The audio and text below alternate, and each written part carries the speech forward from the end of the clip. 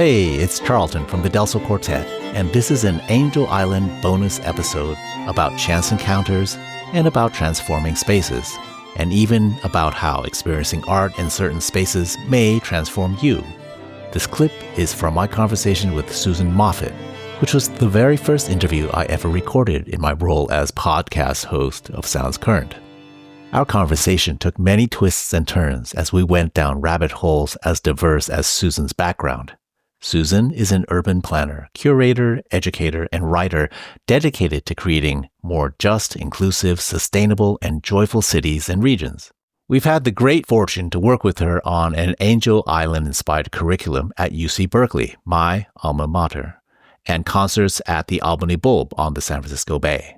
You can check out a 9-minute documentary about a year on Angel Island at Berkeley on Vimeo and learn more about upcoming events and opportunities at the Albany Bulb at albanybulb.org. Both are linked in the episode description in your listening app. If you haven't already, we invite you to go back and listen to parts 1 through 4 of Sounds Current Angel Island. But in the meantime, please enjoy my conversation with Susan. I'm Susan Moffat, and I worked with Del Sol on putting together a year on Angel Island at UC Berkeley. And our meeting for the first time was quite an extraordinary incident. Can you tell us a little bit from your perspective? We were a bit busy playing, but what was it like for you to just come up and all of a sudden see this quartet? Yeah, I had attended an event at my friend's art studio and gallery across the street, and it was an event with a little bit of music in it. And I heard in the background this kind of competing music out on the street. And so when that event ended and I came outside, I heard this extraordinary string quartet playing on the sidewalk in front of Sweet Adeline Bakery. And I thought, these guys are too good to be just playing on a street corner. And so when you stopped, I only heard 1 or 2 songs before you finished your set and were packing up. I said, "Who are you? What are you doing here?" And just learned that you were Del Sol, and I got your card.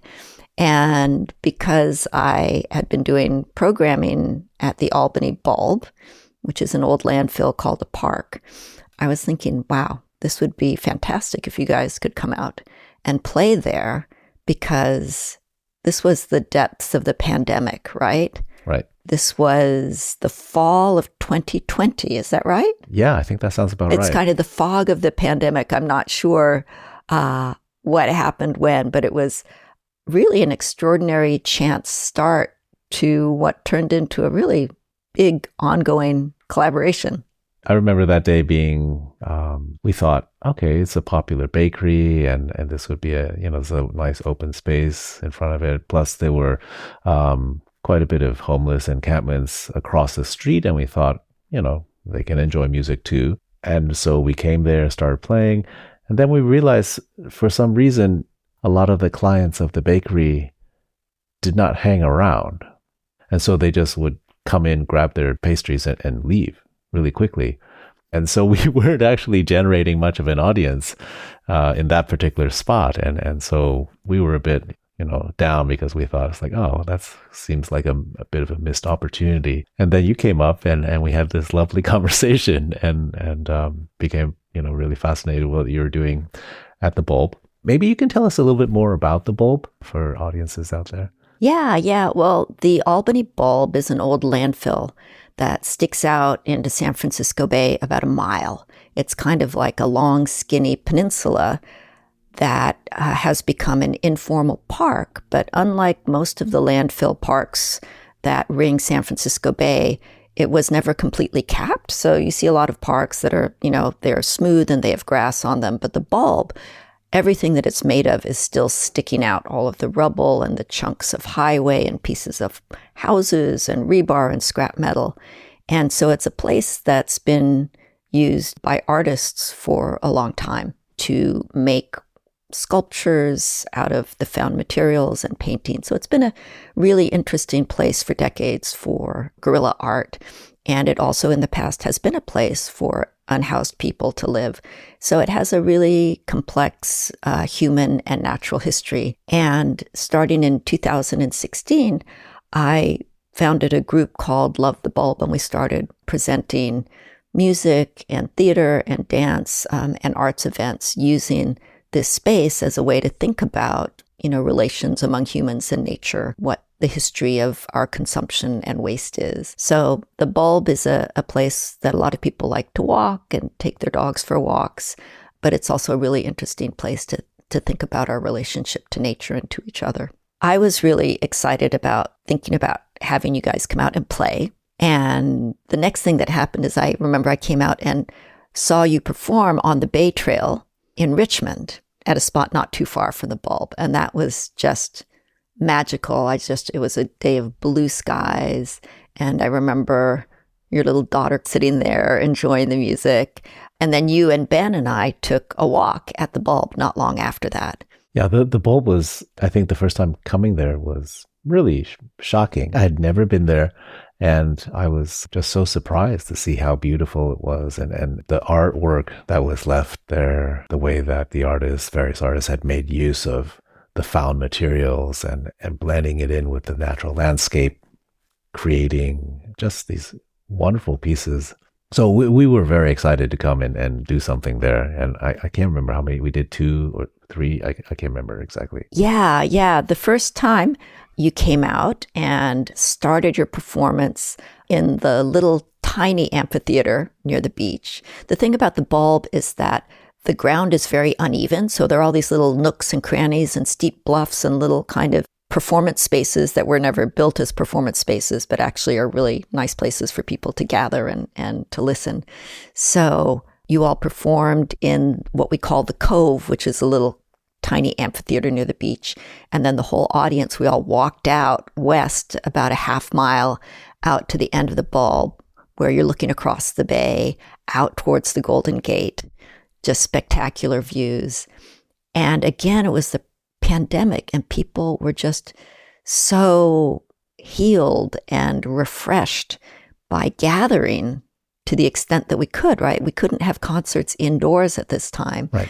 So people were so grateful and so excited to be hearing live music together outdoors. And I especially remember you played a tango by was it an Uzbek composer? Who is that? Elena Katz-Chernin, Yeah. who's an Uzbek-Australian composer. Yeah. And just the audience members who had walked all the way out there were kind of swaying to the tango, and you could see the Golden Gate Bridge in the distance, and these weird giant sculptures made out of driftwood and scrap metal were standing around us.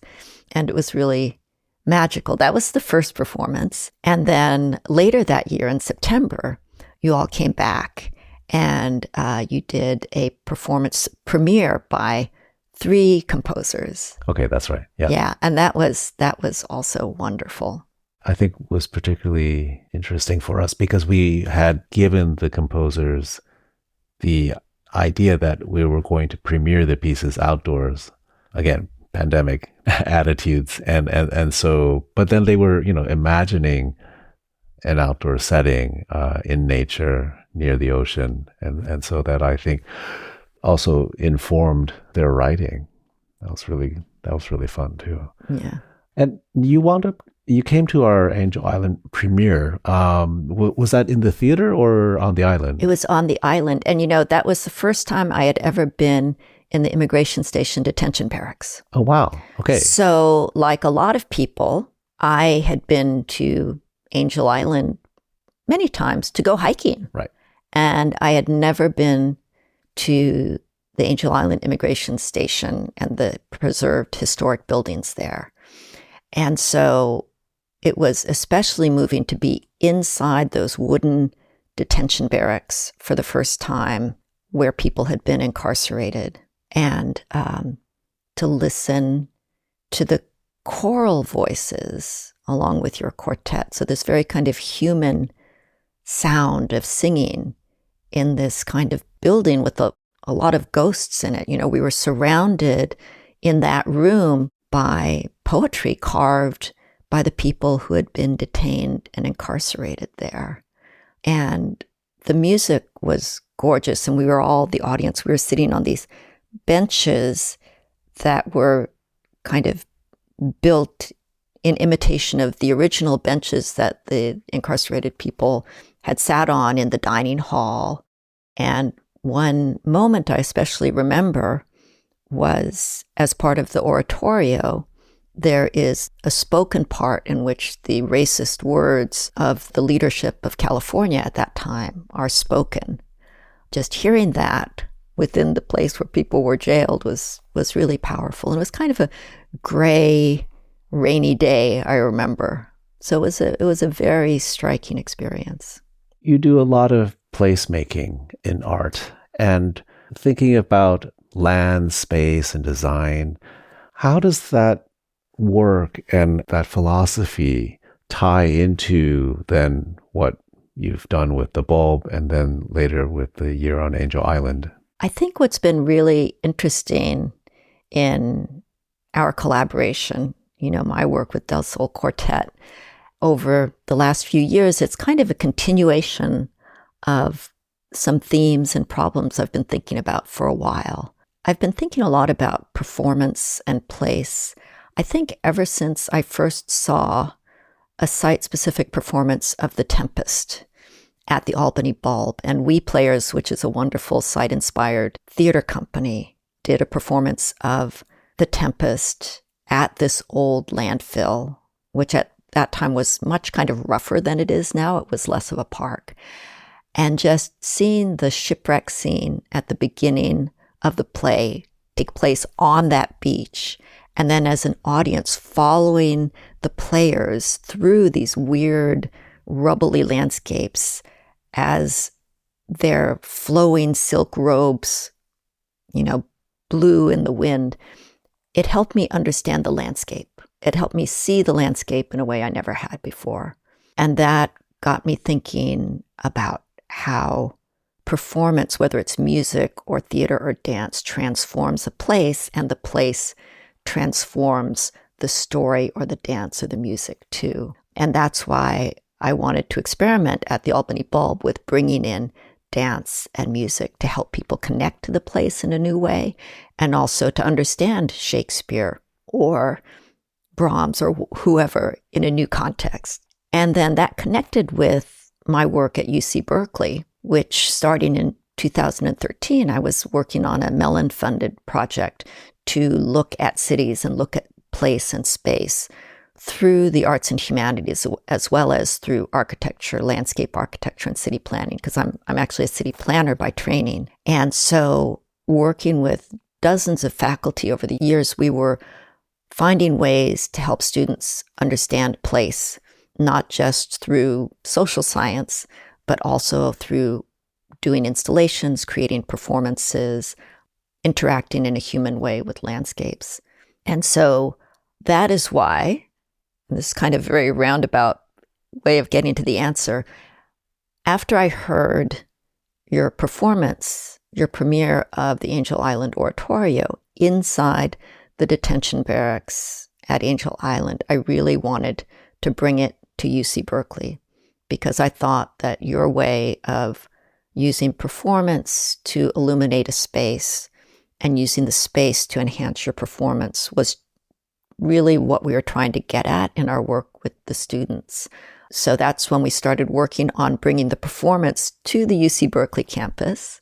And then we also brought in Lenora Lee's Within These Walls, which was also a performance, a dance piece that had premiered inside the detention barracks. And a question that we all had was, what will these artworks feel like on stage in a proscenium theater or in a concert hall? And how can we bring the immediacy and the depth of the experience of those performed pieces when they were in the historic building?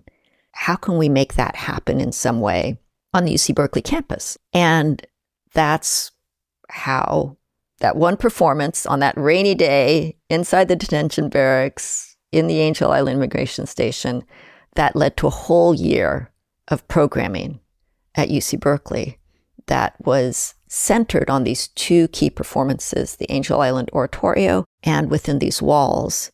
And around those two performances, we built a lot of curriculum. We had 40 affiliated courses. We had a public speaker series. We had students creating a day of site-specific performances that was performed for the California Preservation Foundation conference, which was a gathering of historic preservation professionals. And we were trying to demonstrate how performance could really enhance a historic space. So all of these ideas and themes and experiments kind of wove together through our attempts to really give opportunities for the students and for the public to have this kind of bodily experience of connecting the story of the place to the music, to the dance, to their own present day experiences, because, this was happening during the pandemic and the anti-Asian violence, also so many conflicts over immigration at the US-Mexico border, so many racial reckonings happening after the murder of George Floyd. All of this was happening at once. And it was really, I think it was a good chance for the students and the faculty and the audiences to process and kind of digest and deal with what was going on in the present day by connecting to a better understanding of history with the help of the arts. I know that the choir and as well as the dancers all went to the island. They took field trips to the island. And I didn't get a chance to talk much with the students besides the one who was my daughter. My daughter was involved in the Lenora dance piece within these walls. And actually, it turned out that I was on the island that day when they came out as well. And so I saw them, her group, and they came to the station and they started dancing outside. And I think they started just moving and trying to capture the feeling of moving in that space. And Verena, my daughter, she had been at the island before. Obviously, she was at the premieres and things like that. But I think for some of the students who would have gone there for the first time, do you have any reactions that you remember from them? Any personal reactions? Yeah, I took a number of students on several trips, on several days, on field trips to the island. And they all felt a deep connection to the place. They definitely understood that history of immigration and exclusion in a very different way than if they had just read about it in a book. I think it made a huge difference for them. And then for the students who went beyond the field trip to then participate in dancing or in singing in these performances, they said it's something that's going to stay with them forever.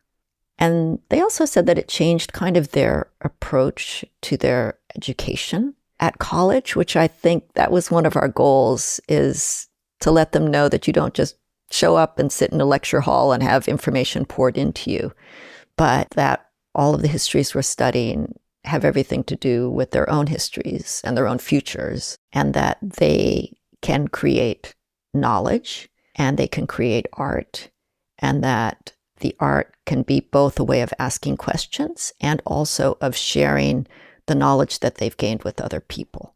And it was really interesting to see students have a chance to research their own family histories, because we gave them tools for doing archival research, because there's a lot of good archival material on how immigrants came through Angel Island. And, across backgrounds, students connected. And so there was one dancer whose family was originally from Mexico. And through research, he found out that some of his ancestors had actually attempted to immigrate through Angel Island, even though they were coming from Mexico. They had taken a boat, I think it was because of the Mexican Revolution, and tried to enter through Angel Island and were deported because they were deemed likely to become a public charge. Wow. And then eventually they were able to immigrate through other means. But that was what he discovered about his own history. And he was playing the role of one of the immigration officials who was excluding people in the dance. So, yeah, that was just one of the connections that the students had. Yeah. I think the staging of the oratorio in Hertz Hall which is a concert hall on the UC Berkeley campus, was really beautiful. And it incorporated projections by Olivia Ting that included, the Chinese characters of the poems, images of the spaces of incarceration, images of, racist cartoons of the day. So there was a lot of visual storytelling happening behind the musical performance. And there was very simple but effective choreography that the singers performed. So by their walking around the stage, facing the audience, facing away from the audience, it wasn't dance, but it was very effective in conveying the experience of the incarcerated people. And that was one thing that I think worked really well. I think it was also very meaningful for the students, singers in the chamber chorus who mostly did not speak Chinese. They were singing in Chinese. And so they had to learn the words and learn the meaning. And I think that also was kind of an embodied experience that was really valuable to the students. And for the dancers who were acting out in the other performance and within these walls, and Verena was such a beautiful dancer, I have to say. She just was stunning. And all of the students did such a beautiful job playing the roles of the detainees, the immigrants, of the immigration officials, and also the most interesting roles, I think, were the interpreters, who were the in-between people who were in this storyline of Chinese descent and who could speak Chinese and English. And they were kind of caught in between. I think that the experience of portraying those roles after having gone in person on field trips to Angel Island, having read a lot of history, having worked with a graduate student who was the dramaturg in that case for the dance piece, all of that, I think, added up to a way that bringing these site-inspired performances into the concert hall really, really worked. Yeah, I remember Verena talking about having to learn some Cantonese because we spoke Mandarin at home. And so she was telling me how it's like, oh, I'm learning Cantonese and I have to say these words. And she said, I think my accent's okay. Yeah, she definitely was trying really hard to get the accent right. I am so impressed with the program Year on Angel Island that you put together with your team there. And when we heard about it, we were just so thrilled, just like, wait, our performance has now launched this incredible curriculum. And that's unbelievable. I mean, I hope we can carry this to some other institutions as well. I think it would be very powerful. I don't know how we can do that, but I would love to see that happen. I love the way that I think you always had in mind this kind of storytelling. I mean, you commissioned the work by Huang Ro, and you worked with Andy Wong to create so much great programming. And that was helpful to us also in building upon that and expanding that and kind of echoing back and forth. And our students went to the De Young Museum, working with Andy Wong to interact with the public on National Angel Island Day. So there are so many intersections of people working together and sharing this richness. Yeah, it's kind of incredible that a chance encounter led to all of this because there were so many people already working, creating, telling stories, linking the stories to what's going on in the world today, that I think everybody who kind of touched these circles got very inspired. Yeah, a little while back we had lunch at the Sichuan Tasty restaurant, this lovely Sichuan restaurant, and you had brought up the idea of doing more programs on Angel Island. And so I hope, that might take off and we can have more events on the island and perhaps helping to build awareness, helping to bring more people there. And it's having to go to the island since there's no way to drive there or you have to take that ferry. That experience really shapes, I think, an audience's experience as they come there and, seeing the water and then getting to the station. It's a journey. And I think anybody who goes there must be really intentioned about it. I don't know, it's just really different than going to a proscenium theater. It's a schlep to get to Angel Island, but it's a meaningful schlep, right? And it means that it's memorable. So if you get on the ferry and make that journey and hear something, have an experience there, you're not going to forget it, right? It's not just another concert. And I think that's exciting. And I think that that's also, I think it's valuable to the folks who want to tell stories of places, So I think projects like the oratorio, projects like performing music at Angel Island, it brings people who might not have come to the place otherwise, or would come to the place just to ride their bikes.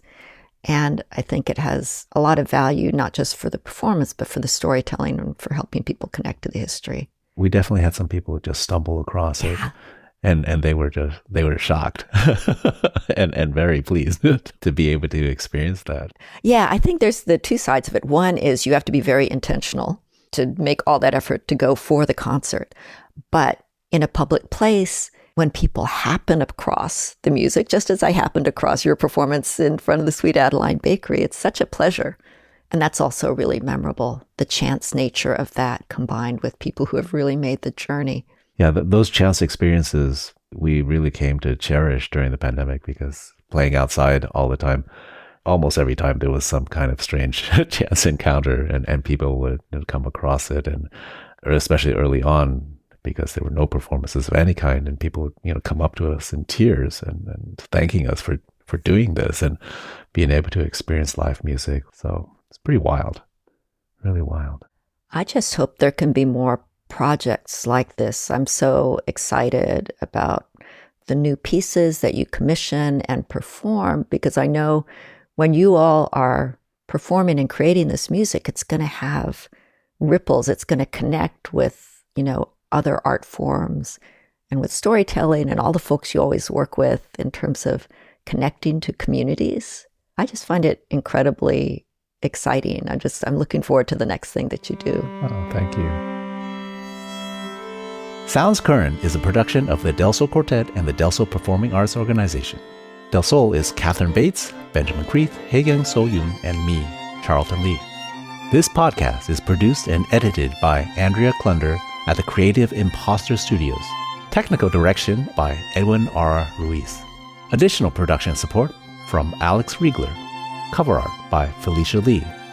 Our theme music was composed by me and performed by Del Sol Quartet. Angel Island was composed by Huang Ruo with generous funding from the William and Flora Hewlett Foundation, with additional funding from the Phyllis C. Wattis Foundation and the Clarence E. Heller Charitable Foundation. Special thanks to Andrea Fellows-Feinberg and Don Feinberg, who believe our stories are worth sharing. And thank you to all of our guests and collaborators in the ever-expanding world of Angel Island. You can find links to all of the resources and partners mentioned in this episode in the show notes in the episode description in your app and at delsolquartet.com/podcast. To learn more about Del Sol Quartet and the Angel Island Project, visit delsolquartet.com.